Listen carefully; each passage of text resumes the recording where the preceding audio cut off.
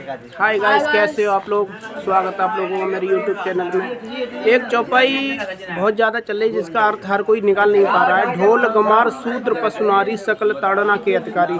तो मैं बात करता हूँ आचार्य जी से। आचार्य जी से पूछता हूँ इस चौपाई का अर्थ क्या है, बिल्कुल सही अर्थ क्या है। आचार्य जी, स्वागत है आपका मेरे जय यूट्यूब श्री राम। चैनल में। आजकल आप लोगों को जैसा कुछ पता है कि एक चौपाई जो रामचरितमानस की है, इस चौपाई का राजनीति में बहुत अलग अलग मतलब लोग निकाल रहे हैं। उस चौपाई को उठा के राजनीति में रख दिया और राजनीति में ले जाके अपने अपने तरीके से तोड़ मोड़ के लोग पेश करते हैं। ये चौपाई मैं आपको बता देना चाहूँगा उस समय की है जिस समय समुद्र मंथन चल रहा था। समुद्र के लिए भगवान रास्ता मांग रहे थे समुद्र से बैठे हुए। और समुद्र चूँकि एक जड़ पदार्थ है जो भगवान की प्रार्थना को नहीं सुन रहा था, तो जब भगवान ने उसके बाद जो लगातार 3 दिन हो गए और 3 दिन होने के बाद जब भगवान ने जब गुस्सा आया भगवान को, तो एक चौपाई लिखी है रामचरितमानस में पहले तुलसीदास जी ने कि बिनै न मानत जलद जड़ गए 3 दिन बीत, बोले राम सकोप तब भय बिन होय न प्रीत। चूँकि बिना भय के कोई प्रेम नहीं होता, प्रीत में संबंध नहीं होता। कोई आदमी जो बात नहीं मानता, कुछ खासकर जो जड़ लोग होते हैं या जड़ पदार्थ हैं, जब तक जैसे जड़ पदार्थ है उस पर कोई फोर्स नहीं लगाया जाएगा। ये वैज्ञानिक कारण भी है कि जड़ पदार्थों में बिना फोर्स के वो आगे वो हिलते डुलते नहीं है। फोर्स में ताकत होता है। तो जैसे ही ताकत भगवान ने लगाने की कोशिश की, वो जड़ में गुस्सा आया, अपना फोर्स दिखाया, बल दिखाया।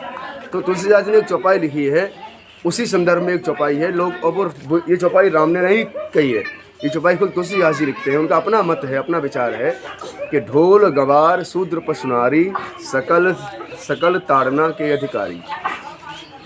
एक्चुअली भगवान ने ये चौपाई नहीं बोली है, तुलसीदास जी के द्वारा बोली गई थी। और तुलसीदास जी ने लिखा कि ढोल मीन्स जो ढोलक होती है, ढोल होता है, अगर हम उसे प्रताड़ित नहीं करेंगे, अगर हम उसे जो है बजाएंगे नहीं, मारेंगे नहीं, तो आवाज़ नहीं करेगा।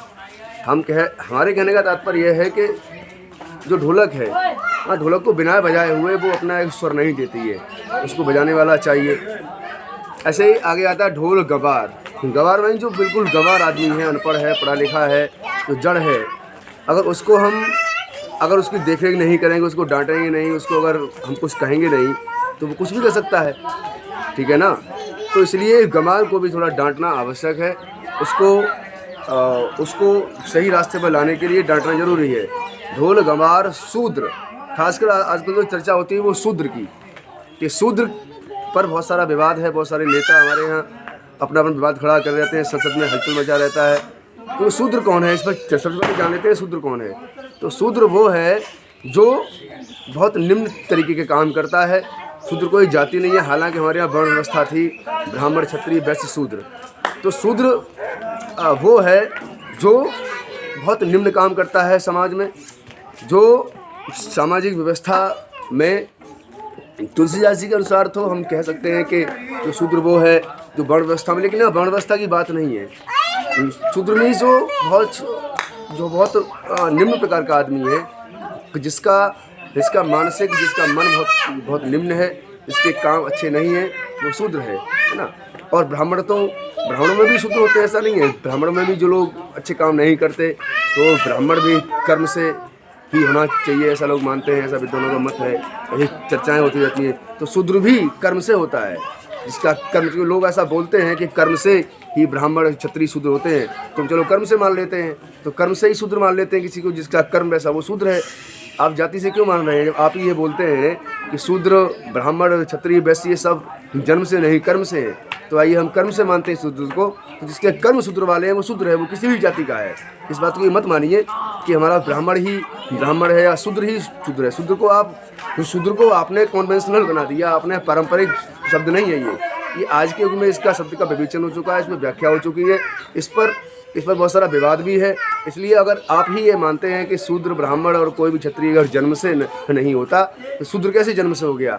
आप ब्राह्मण को कर्म से मानते हैं, तो शूद्र को जन्म से नहीं मान सकते ना, उसे भी हम कर्म से ही माने। तो चूँकि जिसका कर्म शूद्र का है वो शूद्र है, तो उसको हम डांट सकते हैं। वो ब्राह्मण में हो सकता है, वो क्षत्रिय में हो सकता है, वो हर जाति में हो सकता है। शूद्र की जो मानसिकता रखता है वो शूद्र है, ठीक है। तो उस शूद्र को डांटना उसको डांटना फटकारना आवश्यक है, अदरवाइज नहीं तो समाज की व्यवस्थाएं बिगाड़ देगा। समाज को जो है कुछ ऐसा करेगा जिससे समाज को नुकसान होगा।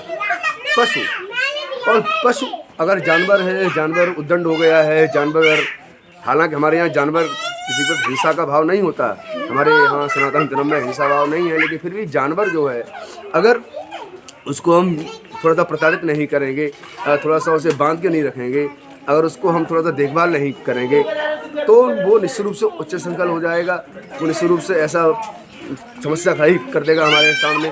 तो जानवर को भी हमें उसे ट्रेन करना होता है। कुत्ता जैसे है, अब कुत्ते को आप देख लीजिए, हम कुत्ता छोटा लाते हैं और कुत्ते को जब पालते हैं छोटे से ही उसको हम प्रताड़ित करते हैं, उसे हम ताड़ना करते हैं, उसको हम दंड देते हैं कि इधर आपको पॉटी करनी है, यहाँ जाना है, बाहर टॉयलेट करनी है।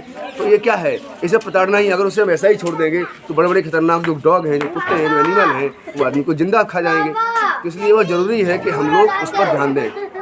पशु हो गया, और नारी का प्रताड़ना का मतलब यहाँ पर है कि उसे हम अगर पढ़ाएंगे लिखाएंगे नहीं, उसे हम ट्रेन नहीं करेंगे, अगर किसी भी स्त्री को अनपढ़ छोड़ दिया जाएगा तो उससे कई पीढ़ियों का मामला है।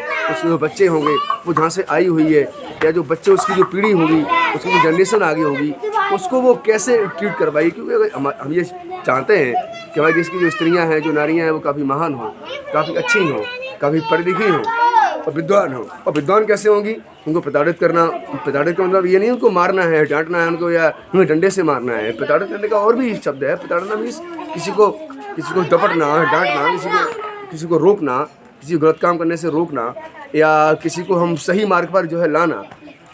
ये नहीं है कोई आदमी डंडे से ही आएगा सही मार्ग पर, वो अच्छे मार्ग से भी आ सकता, वो अच्छी बातें बताकर भी आ सकता है। किसी को प्रताड़ित करने का हमारा एक सॉफ्ट तरीके से भी प्रताड़ित कर सकते हैं। तो हम किसी भी स्त्री को, यहाँ स्त्री का भाव ऐसा नहीं है तुलसीदास के मन में कि वो स्त्री को किसी डंडे से मारना है। कि स्त्री ने अपनी पत्नी को डंडे से नहीं मारा, स्त्री ने, वो तुलसीदास जी बहुत प्यार करते हैं अपनी पत्नी से, तो वो डंडे से मारने की बात कहाँ, कहीं ऐसा कोई प्रमाण भी नहीं है कि तुलसी ने अपनी पत्नी को डंडे से मारा हो। वो तो इतना प्यार करते थे। जो व्यक्ति इतना प्यार कर सकता है स्त्री से, वो कैसे अपनी स्त्री को जो है किसी भी स्त्री को मारने की बात कर सकता है। इसलिए हम ये चाहते हैं कि ढोल गमार, तो ये चौपाई जो पूरी है, ढोल गमार शुद्ध पशु नारी सकड़ ताड़ना के अधिकारी, तो ये इनमें अगर थोड़ा प्रताड़ित मीन्स अगर इनमें थोड़ा सा इन्हें सही मार्ग पर जो है लाने के लिए थोड़ा डांटना, टपटना, देखना। एक चौपाई और लिखी तुलसीदास जी ने ऐसी के संदर्भ में, के बारे में, कि खासकर स्त्री की बात करी जाए तो वो लिखते हैं कि महावृष्टि चल फूट के आरी, जिम स्वतंत्र है बिघ्न नारी। तो स्वतंत्रता देना स्त्री को अच्छी बात है, लेकिन इतनी स्वतंत्रता न दिया जाए कि वो आजकल देख रहे हैं समाज में कितना भ्रष्टाचार इसलिए हो रहा है कि हम बहुत ज़्यादा स्वतंत्रता के पक्षधर हो गए। हाँ, स्वतंत्रता अच्छी बात है, स्वतंत्रता उनका हर किसी का जन्मसिद्ध अधिकार है, लेकिन स्वतंत्रता मतलब ये भी नहीं कि हमारा मन है जो चाहे वो कर रहे हैं। अगर मान लीजिए आपके परिवार का कोई भी व्यक्ति जो चाहो वो करे, साहब हम भी स्वतंत्र हैं, हम भी जो मन हो वो कर रहे हैं। कोई भी लड़की है, कोई बच्चा, इवन लड़की ही नहीं है, वो लड़का ही सही, और लड़का ही आपका अगर बिल्कुल स्वतंत्र हो जाएगा, बिल्कुल स्वतंत्र हैं, तो क्या दे सकते स्वतंत्रता उसे। तो जब आप लड़के को नहीं दे सकते तो तुम लड़की को कैसे दे सकते हैं। तो इसलिए मैं ये कहना चाहूँगा कि जो विवाद हैं जो समाज में या जो राजनीति में, उसे थोड़ा विवेकपूर्ण लिया जाए और अन्यथा चीज़ें नहीं ली जाए। धन्यवाद। तो मैंने अभी बात की आचार्य जी से, ढोल गमार शूद्र पशु नारी सकल ताड़ना के अधिकारी। आप लोगों ने अर्थ सुना, अगर अर्थ सही है तो मेरे कमेंट बॉक्स में जाएं, आप लोग अपना राय दें कैसा रहा। ठीक है, ओके, राधे राधे।